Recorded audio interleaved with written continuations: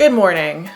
I'm a little tired. And there's a reason why I'm a little bit tired today, and that's because I've been preparing for my crowdfunding campaign with Austin Taylor and Amanda Kahl called Deimos Academy. I've been shouting about this game forever now, so apologies if I sound like a broken record. I've been talking about this game a lot. It is a horror tabletop role-playing game in a coloring book. It's a collaborative experience. It's got paper dolls.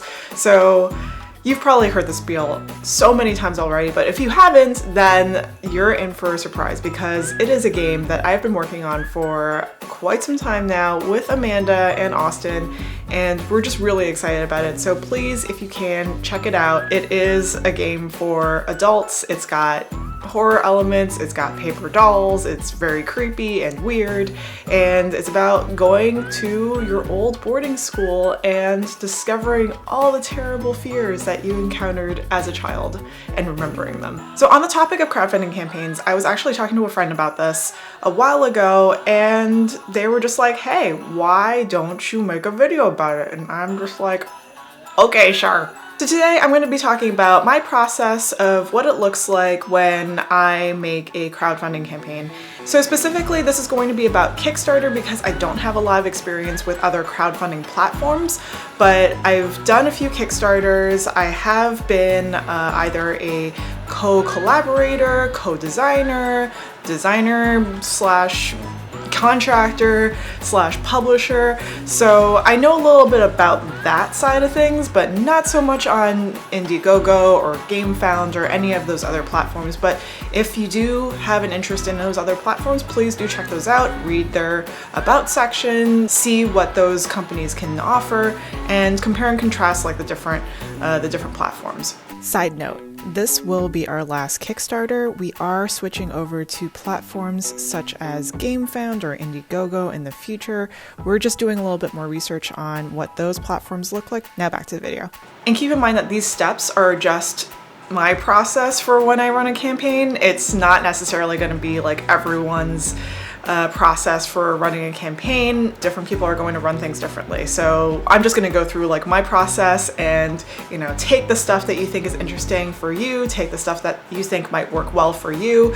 And if there's anything that just like doesn't make sense to you, then just leave it, you know, you don't have to like live by everything that I say in this video. So once you feel like the game is in a good spot, like, you know, you've done all the creation stuff, you've done all the writing, or at least the core of the writing, the core of like the system, the mechanics, you know, you've done your play testing and you think that it's good to go, then that's sort of like the time that you start organizing your art assets, or getting together your stretch goals, getting together, you know, the other people that you might be working together with. Before I dive into all of that, I'm just gonna go through like all the steps one by one so you'll know what my process looks like. So the first few weeks to months for me are to get together the quotes, the art assets, testimonials, you know, everything to build out the Kickstarter itself. So for me, during this time, I'm going to be paying out of pocket to all of the people that are going to be working on the art assets or the graphic design for specifically just the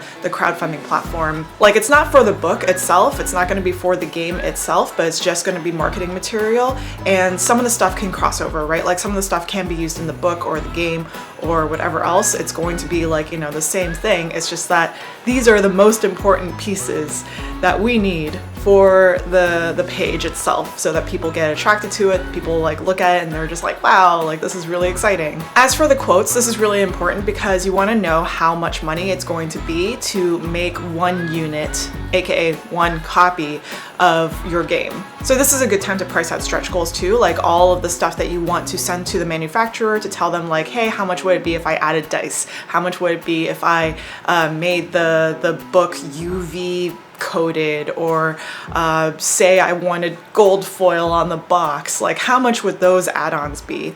And depending on, you know, if you hit those stretch goals or not, then maybe you could talk to the manufacturer and be like, hey, like we've hit our stretch goals, this is the stuff that we're gonna have to tack on to the box set or the game or the book. So once you get your quotes in, you should have a good idea of how much MSRP should be. So once you have MSRP, you would put that into the Kickstarter, and you would have like your own rewards for each thing. So what I like to do for reward levels for when people pledge a certain amount is have maybe like $1 for the first tier so that people will be like, oh, okay, I want to just like check out the comments or do whatever, and we could give you a thank you. And the second tier would be digital content. And then for the third tier, maybe that's the physical level where they could have the physical game, and maybe if you wanted to tack on the digital as well, that could be an option. But usually for that tier, it's going to be MSRP, and if you wanted to, you could give them like a little bit of a discount since they are pre-backing the game. And then after that tier, it could be like a retailer tier, or maybe if you see that, people are going to be purchasing more than one copy, maybe they want to purchase 2 copies, you can give them a little bit of a discount if they want to do like a bundle type of situation. And then after that, you start talking about like other merch, right? So you have maybe pins or buttons or backpacks or notebooks that are all themed to your game, t-shirts, whatever you think is exciting for your backers. Okay, so just a quick recap. We have your digital, your base physical and digital, your retailer level and bundles, and your super cool stuff with the physical copy. Okay, back to the video. One thing that's really important here is that you make sure that everyone knows that shipping isn't included with that reward level, because shipping is so unpredictable right now. It's best to just charge that afterwards.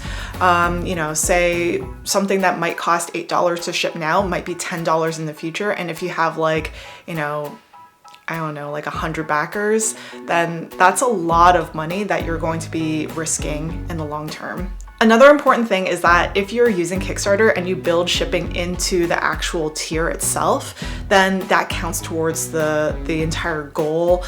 And you might notice that it's actually more money that people are putting in than you think. Also during this time, you want to have the art assets ready, you want to have your testimonials ready, you're building out like the page itself so that it looks impressive, it looks cool to the backers, the viewers, the audience that's going to be checking out your page. Also around this time, in parallel with everything that's happening, I would also organize a media circuit schedule. So what this looks like is I'm going to be asking folks to interview me or my co-designers or anyone else who's involved in the project. And this would happen before and during the campaign itself. Sometimes it also happens afterwards, but that's not as important as the during and before stages of the actual campaign, because you want as many eyes as you can on the project itself so that it funds, you can make your game, you can hit those stretch goals and get everything out there. All right, so what does during launch look like?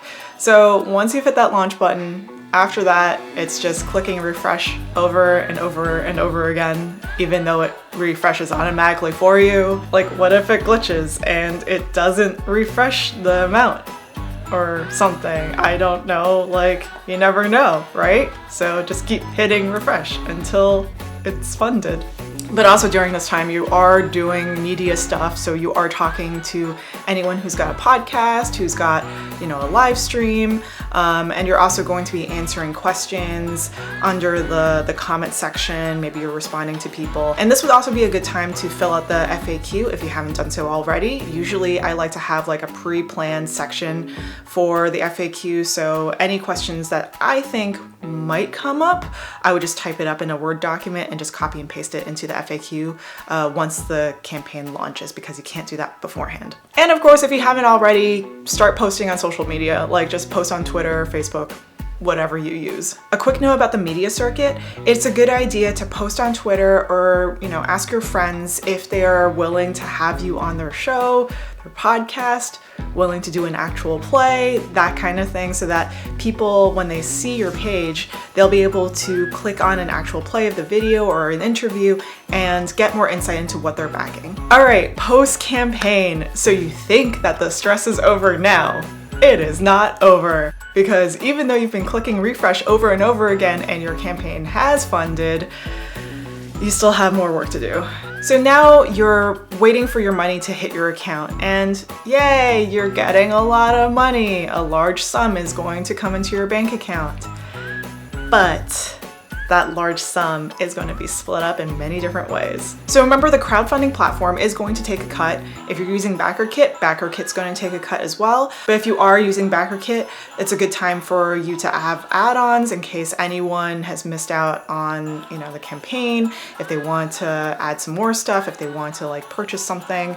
And from there, you can probably make up a little bit of what you've lost in distributing the funds. But wait a second, don't forget that if you have a ton of backers, you need to make a ton of copies. So eventually you're gonna have to talk to your manufacturer and your distributor to figure out like how many units you're actually going to make and ship out. So I would say that shipping actually happens in 2 phases here. So in the first phase, the manufacturer is going to be making the stuff and then getting it shipped out to the distributor. So that's the first phase. The second phase is from the distributor, it gets shipped out to all of the backers, retailers, everyone else who wants to get some copies. And so you sort of have to think about the shipping that goes from point A to point B. That's the stuff that you're going to be in charge of in terms of payment. And then from point B to point C, that is shipping that hopefully your backers will be covering the costs of. So unfortunately, shipping from the manufacturer to the distributor can get pretty expensive just because we're in that day and age where everything is kind of unpredictable. And so it's sort of good to have like a little bit of a buffer just to make sure that you cover those shipping costs. If you're doing all the manufacturing and the distribution yourself, I don't think I would worry about it too much, but if you're doing something on a larger scale, like say you're doing 1,000 to 10,000 units, then maybe it's a good idea for you to talk to a manufacturer. It could be overseas or it could be local, and then figure out how much it would be for you to get from the manufacturer itself to the distributor. So we talked about manufacturing and distribution, and we talked about the crowdfunding platform, and we talked about BackerKit, but there are other people that also need to get paid from that sum of money. So you have your freelancers, you have your designers or co-designers. If you're a designer, then you should also get paid. Like, remember to take a cut from, you know, however much time you spent on this project. And if you didn't already think about it, think about building it into the Kickstarter itself, because your time is valuable. All right, final stage, you have your physical goods now, and you should be proud of yourself. This is like a huge undertaking.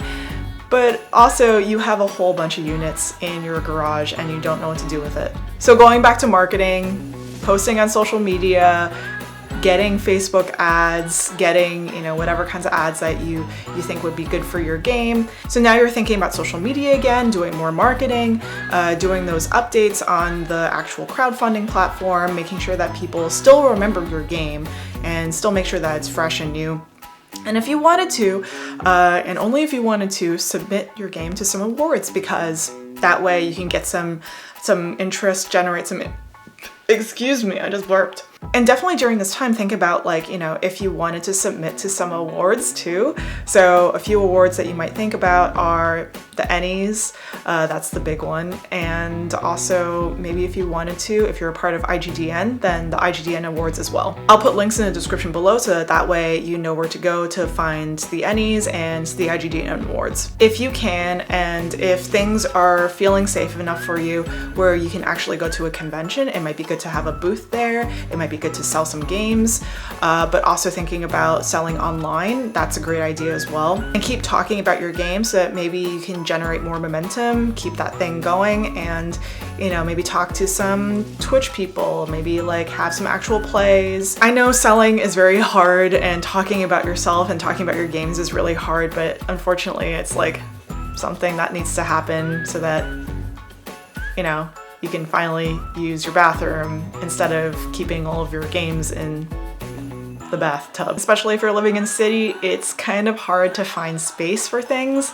So yeah. And then finally, come tax time, you need to explain to your accountant all the stuff that's happened and make sure that they know that this large sum of money that came into your bank account was from a crowdfunding campaign, so they're not just like freaking out and being like, where is all this money coming from? And what are you doing with it? And how are we going to tax this? And just an FYI, I'm not like a tax specialist or an accountant, so I shouldn't be giving tax information just because like I don't know if it's like right or wrong, but definitely talk to your accountant, make sure that they understand what's going on with the crowdfunding campaign and where the money came from and how you distributed it so that they can take care of your taxes. All right, so that was a lot of information and I hope that was helpful for anyone who wants to start their own crowdfunding campaign.